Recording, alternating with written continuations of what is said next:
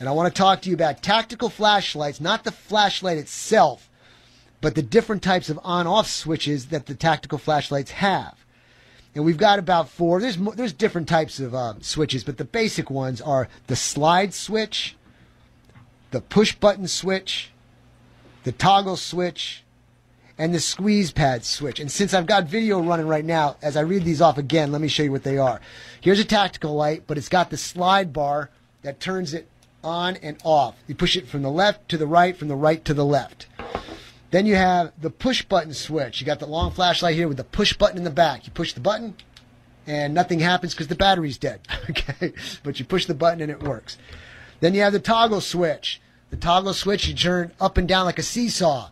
One way is a permanent on, the other way is a temporary or a strobe light on. And then we have the squeeze pad switch. Basically, if you got the light on your handgun or rifle, it's got a wire coming out with a squeeze pad that you can squeeze it when you want to use it. So those are basically the different types of on-off switch. Now, in my humble opinion, some tactical lights should not be put on some types of guns, while other tactical lights should not be put on others. And here's why. Pistol light rails are under the slide of the gun. If you're looking in the video again, I've got my simulator Glock 17 here, and the light rail is right underneath the barrel. Okay? A slide switch tactical light is okay, except for one aspect of its design. When laying the handgun down, there's a good chance that the slide switch may be touched and turn the light on by accident and kill your batteries without you even knowing it. And when it comes time to use it, in case of emergency, well, you have no light. So if you look at this flashlight here with the on-off switch being the slide switch, and if I put the gun down on its side, it may bump that switch into the on position, and then your battery dies and you don't even know it. So although this is a very bright light for a very good cost, its only flaw would be its on-off switch, which is a slide bar switch. A push button that is on the back of a light won't work for a pistol either, since the trigger guard of the pistol gets in the way. So if I try to push the button here, there's no way for me to get my finger to the push button to turn it on. So that's not going to work for that. A toggle switch, however, is perfect for a handgun. If you'll notice, I'm putting the toggle switch flashlight on the simulator. And when I'm holding the weapon, I can manipulate my fingers to turn the light on and turn it off, enable me to have a free hand. So the toggle switch is perfect for a handgun. Since your fingers are very close to the switch, you can easily manipulate the light, touching the toggles with the that stick out on either end. You can turn the light on temporarily by tapping the toggle, or turn it on completely by tapping the toggle switch the other direction. Now, a toggle switch on a tactical light being used for a rifle is not good, because the toggle switch can be accidentally bumped when you don't want it to be bumped and give away your position. So if I'm holding my weapon and my tactical light's up here for me to manipulate, but it has no protective covering over the switch, and I hit a tree limb or something, it may bump the light on when I don't want it to be on. So a butterfly switch light for a rifle, in my opinion, is not good. A slide switch on a rifle has the same problem as the handgun. It can be accidentally turned on. So the best light for a rifle, in my opinion, is the push button switch or the squeeze pad switch. They both give quick access to the turning on of the light, but you can maintain full control as to when the light goes on. Now, all this I've said is not written on the packaging of any tactical light. This is all learned by trial and error. As much money as I spent on lights, I can tell you there has been lots of errors. So before you waste your money and buying on the wrong tactical light, be sure to check out this video on the website and go to aaronsgunshop.com. And remember, you got the slide on and off switch, you've got the button switch, you've got the toggle switch, and then you've got this squeeze pad switch. So take a look at it. This is a very brief video, but at least it gets you started. So if you like one over the other, you can go study it via YouTube, Google it, whatever, and you can start learning what might be best for your particular weapon. So that's it for the product demo. Moving on to the gun training demo. And since we have the flashlights here, I wanted to show you a little trick on how to use a flashlight.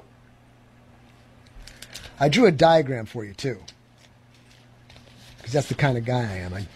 I'm always giving.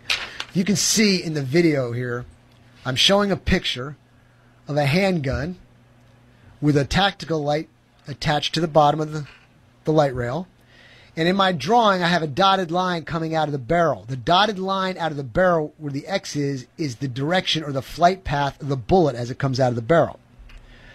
When the light is on, you know how when there's the light on, you can see the cone of light as it goes down range?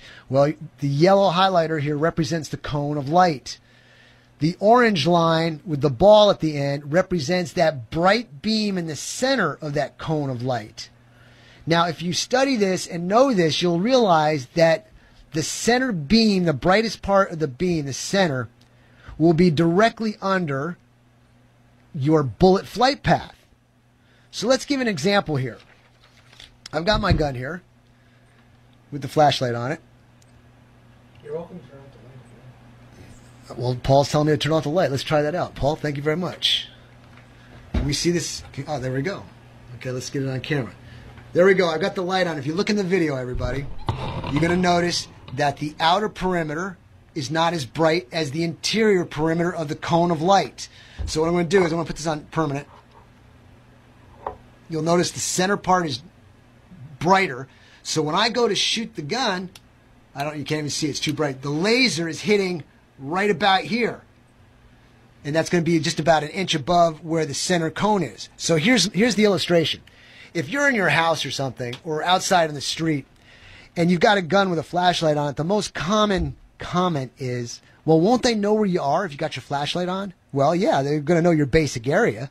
But there's different ways and different techniques.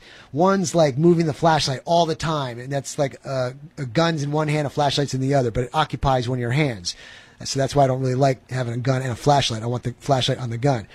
Or you can hold the gun away from you or get a little bit of cover. But if you can see the threat and you're behind some type of barricade, and you can put the gun around the corner, and we'll illustrate it here with this microphone while you're looking on the video. I'm on this side being protected, but I can still see the threat. I don't want the threat to know where I am exactly. He has a general idea, but what I'm doing is I'm bringing the gun to the other side of the barricade, and I know that the bullet impact is going to be right about center of where the brightest part of the beam is. So if I project that bright beam onto the threat, when I see the brightest part of the beam on him, I know that if I go to pull the trigger, that bullet path is going to line up about either dead center or about an inch or two above the center beam of the flashlight. So what's happening is I can be out here and take the shot and be totally undercover, and he may return fire at something that a light, and I'm not even there. So that's a great little trick to know about how the flashlight works on your handgun. Once again, let me show the picture, the illustration. The bullet flight path comes out of the barrel and goes down to the target. When the tactical light is turned on, it causes a cone of light. And in the center of the cone, it will be the brightest beam, and that goes to the center of the cone of light. The brightest part of the beam is directly underneath where the bullet path will impact. Okay? So if you know where the bullet path is and the light beam is, you know you just put it on the target, and you should have a good hit while staying undercover.